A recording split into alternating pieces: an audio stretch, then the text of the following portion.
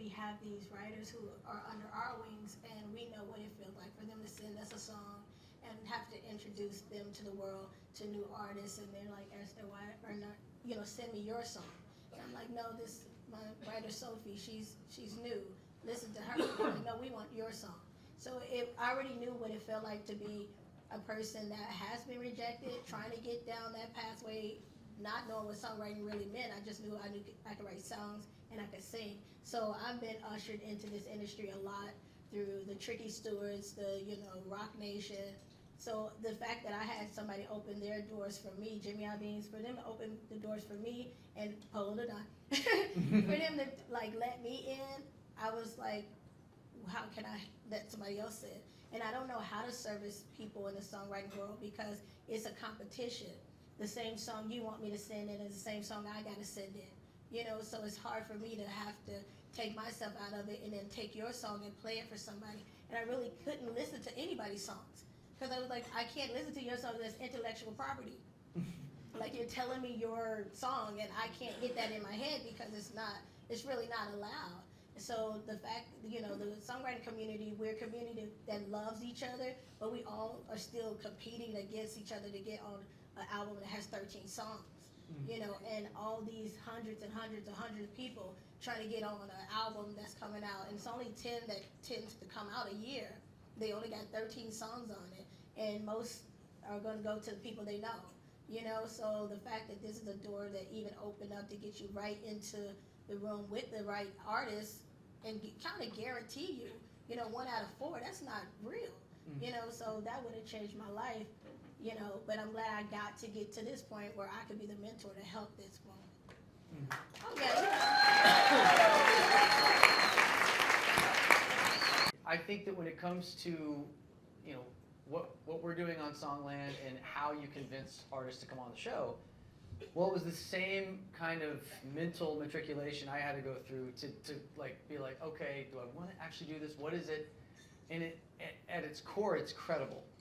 And that's the thing that, for me, scared me off from doing a lot of TV, was I'm not in a place in my life where I want to do a show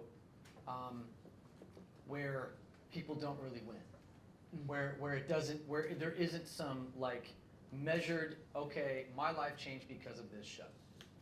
And I don't want to go off on a bunch of tangents and anecdotes because I want to kind of button up my answer for you because I know you have other stuff to ask. But I'll just say this. Go as long as you want. Well, let me just set my watch.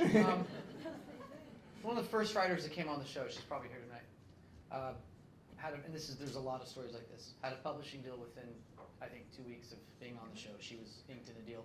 And then within a few weeks of that, wrote a hit record and that ended up becoming an alternative crossover in the last 12 months and already has written a hit. That's on the pilot episode that we did a year ago. And that was within 2 weeks. On that same episode, another artist locked a opening gig for a major international artist doing her entire European XUS tour. And let's see, that's 2 out of 5.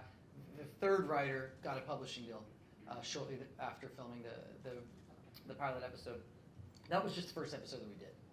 I've signed I'm in the process of, so hopefully, knock on wood, in the process of signing 2 writers off the show, which is not something that I count on doing. My entire career is basically if I think something's dope and it kind of passes the smell test, I jump in the water. What does it smell like? And it either works or doesn't. It smells like money. It smells like sugarfish. Yeah. I mean, I can say that of the people around me that have seen it, I can already tell one of the great gifts as songwriters, our families and people close to us, they really do not understand what it is we do. My mom will call and I'll be like, I'm writing. She'll be like, okay, so anyway. And even my parents seeing the pilot and going, oh my gosh, I thought you were selling songs every day, out on the street corner. I mean, seriously, I always think about having a storefront with songs for sale. I think it'd be so cool to be like, this track over here is 50% publishing, they've been around. But really, I think that Ryan's metaphor. That's quite the ringer. That is quite the ringer. Ryan's metaphor for the food thing is so true because everybody that has seen it or seen pieces of it is like, gosh, I just did not know this is what y'all did.